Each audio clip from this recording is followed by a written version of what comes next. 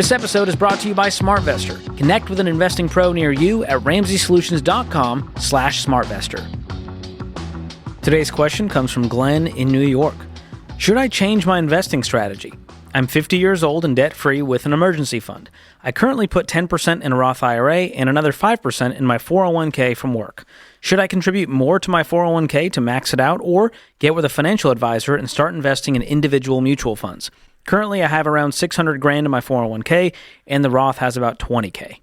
All right, so we're debt-free, we're 50, that's good, we're investing 15%. So the question is, does he have a mortgage and is the house paid off? If so, I would continue to invest more and max out those accounts before working with the individual mutual funds outside of retirement. Yeah, if you're in baby step 7, meaning, and your house is paid off, we don't use the 15% rule. We say max out all available retirement accounts. Everything you can put in a 401k, everything you can put in the Roth.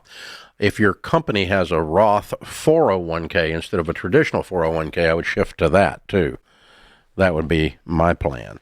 But I'm with you, George. If your home is not paid off, then you need to be working and pay off your home and leave this at 15%. You're fine. You're in good shape, dude. I mean, when you are 57, you're going to have $1.2 million if you don't add anything to it. When you are 64, you're going to have 2.4 if you don't add anything to it. So that, if you're invested in good mutual funds, it sounds like you are. It sounds like you're doing the right things here all the way around. But no, I don't think you need to move to individual mutual funds. The only reason you would move some to that is if you were going to quit work before 59 and a half. I don't see that happening here. I didn't hear anything in this email that made me think that was going to occur. If that's the case, you would need to do what we call bridge investing, which is have some money that's not in a retirement account that you can get to before 59 and a half to have something to eat with. That's always a nice plan too. So, that eating thing is good. So yeah, I mean, that's it. And George, that's the second time in this hour we've used that. So here's a little quick lesson, boys and girls. There's a thing called a math anomaly called the rule of 72s. And if you take an interest rate or a growth rate on your mutual fund, divide it into the number 72, it will tell you how long it takes a lump sum to double. Okay? And so if you're making 10% on your mutual funds average into 72 is 7.2 years to double. And so that's what I just did. I'm assuming he's going to be making at least that. If he's 50, at 57, he would have not 600, but 1.2.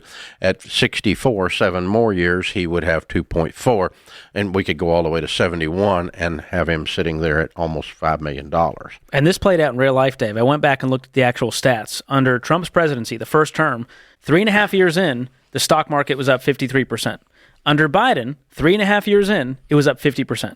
So 103% return in exactly 7 years. Exactly what you say. The stock market doubled in those 7 years. Yeah, and that's about what it'll do. So this is not just an opinion or a math formula. It plays out in reality. And that's the averages. I mean, and so we don't know what's going to happen from here exactly, but that's a good thing to kind of coach yourself along and go, I think I'm going to be okay. Thanks for tuning in to Ramsey Everyday Millionaires. Need help with your investments? Connect with a SmartVestor Pro at RamseySolutions.com/SmartVestor or click the link in the show notes. Ramsey Solutions is a paid non-client promoter of participating pros. Learn more at RamseySolutions.com/SmartVestor.